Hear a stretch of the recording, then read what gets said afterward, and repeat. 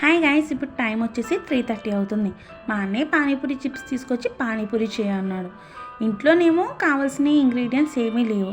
ఇంకా నేను నా బ్రిలియంట్ బ్రెయిన్తో ఆలోచించి నా స్టైల్లో దహీపూరి చేశాను. ఎలా చేశానో లేట్ చేయకుండా చూసేద్దాం. ఫస్ట్ కడాయి పెట్టుకుని దాంట్లో ఆయిల్ వేసుకుని ఆయిల్ హీట్ అయిన తర్వాత ఈ పానీపూరి చిప్స్ని ఒక్కొక్కటిగా వేసుకుని గోల్డెన్ బ్రౌన్ కలర్ వచ్చే వరకు ఫ్రై చేసుకుని ఆయిల్ నుంచి సెపరేట్ చేసుకోవాలి. ఇలాగే మిగిలిన పూరీలను కూడా వేసుకొని గోల్డెన్ బ్రౌన్ కలర్ వచ్చే వరకు ఫ్రై చేసుకొని ఆయిల్ నుంచి సెపరేట్ చేసుకోవాలి. ఇలా సెపరేట్ చేసుకున్న తర్వాత ఇప్పుడు మనకి చాట్ కోసం అసలు బఠానీలతోనే పని లేకుండా 1 కప్పు వరకు శనగపప్పు, 1 కప్పు వరకు కందిపప్పును వేసుకొని వాష్ చేసుకుని కుక్కర్లో వేసుకోవాలి. ఇలా వేసిన తర్వాత దీంట్లోనే 4 కప్స్ వరకు వాటర్ని వేసుకోవాలి. ఏ కప్తో అయితే పప్పుని మెజర్ చేసుకున్నామో అదే కప్తో 4 కప్స్ వరకు వాటర్ని వేసుకోవాలి. ఇలా వాటర్ వేసిన తర్వాత దీంట్లోనే కొద్దిగా ఆయిల్, చిటికెడు సాల్ట్ అండ్ చిటికెడు పసుపు వేసుకొని వీడియో క్లిప్లో చూపించిన విధంగా మిక్స్ చేసుకొని 4 to 5 విజిల్స్ వచ్చే వరకు ఈ పప్పుని కుక్ చేసుకోవాలి. ఇలా పప్పుని కుక్ చేసుకున్న తర్వాత పప్పు అయితే కుక్ అయిపోయింది కదా. ఇప్పుడు దీంట్లో ఒక 5% వరకు పప్పుని మిక్సీ చేసుకోవాలి, గ్రైండ్ చేసుకోవాలి. ఇలా గ్రైండ్ చేసుకుని 5% పప్పుని సైడ్కి పెట్టేసుకోవాలి. ఇప్పుడు కడాయి పెట్టుకుని దాంట్లో ఆయిల్ వేసుకుని ఆయిల్ హీట్ అయిన తర్వాత మిక్సీ చేసుకున్న ఆనియన్ పేస్ట్ని వేసుకోవాలి.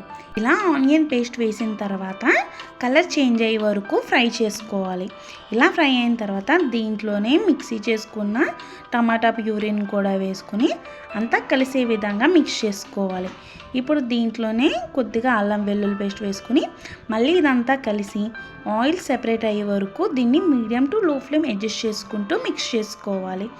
అండ్ ఆయిల్ ఇలా సెపరేట్ అయిన తర్వాత మనం మిక్సీ పెట్టుకున్న పప్పును వేసుకొని కొద్దిగా పప్పునంతా వేసుకుని మొత్తం కలిసే విధంగా మిక్స్ చేసుకోవాలి.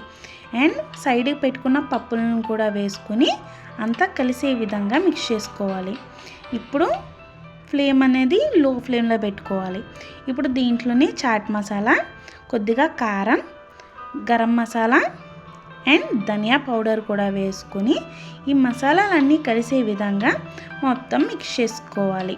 నేను ఎలా చాట్ చేస్తున్నానో లేదో మా అన్నయ్య అయితే వచ్చి చేస్తున్నావా రాక చేస్తున్నావా అని అడుగుతున్నాడు. ఎలా చేస్తే ఏముంది, టేస్ట్ మాత్రం బ్రహ్మాండంగా ఉంటుందని చెప్పేశాను. అండ్ ఇలా మసాలాలన్నీ వేసిన తర్వాత మిక్స్ చేసుకున్న తర్వాత దగ్గరికి అయిన తర్వాత పప్పు ఉడికించిన వాటర్ ఉంటుంది కదా, అది కానీ లేకపోతే 1 కప్పు వరకు వాటర్ని కానీ వేసుకొని మీడియం టు లో ఫ్లేమ్ వరకు అడ్జస్ట్ చేసుకుంటూ మిక్స్ చేసుకోవాలి. ఒకసారి సాల్ట్ కూడా అడ్జస్ట్ చేసుకుని ఫైనల్ కొత్తిమీర వేసుకొని అంతా కలిసే విధంగా మిక్స్ చేసుకుంటే చాట్ అయితే రెడీ అయిపోతుంది. ఆల్రెడీ మన ఛానల్లో శనగలతో చాట్ ఉన్నది, ఇప్పుడు పప్పులతో కూడా చాట్ చేశాను, చాలా బాగుంటుంది. ఇలా చాట్ రెడీ అయిపోయిన తర్వాత దీన్ని కూడా పక్కన పెట్టేసుకుని మనం ముందుగానే ఫ్రై చేసుకున్న పానీపూరి చిప్స్ని కూడా వీడియో క్లిప్లో చూపించిన విధంగా మొత్తం అరేంజ్ చేసుకోవాలి.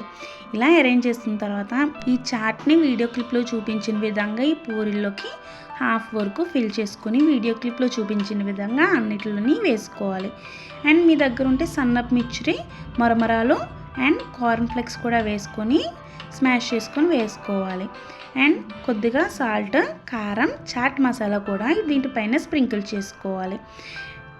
ఇంకా సన్నగా తరిగి పెట్టుకున్న ఉల్లిపాయలు, టొమాటో కూడా మొత్తం పూరీల్లోకి వేసుకుని 1 స్లైడ్ వరకు నిమ్మరసాన్ని కూడా వీడియో క్లిప్లో చూపించిన విధంగా వేసుకుని వీడియో క్లిప్లో చూపించిన విధంగా ఫ్రెష్ దహీని ఈ పూరీలు మొత్తం ఫిల్ చేసుకోవాలి.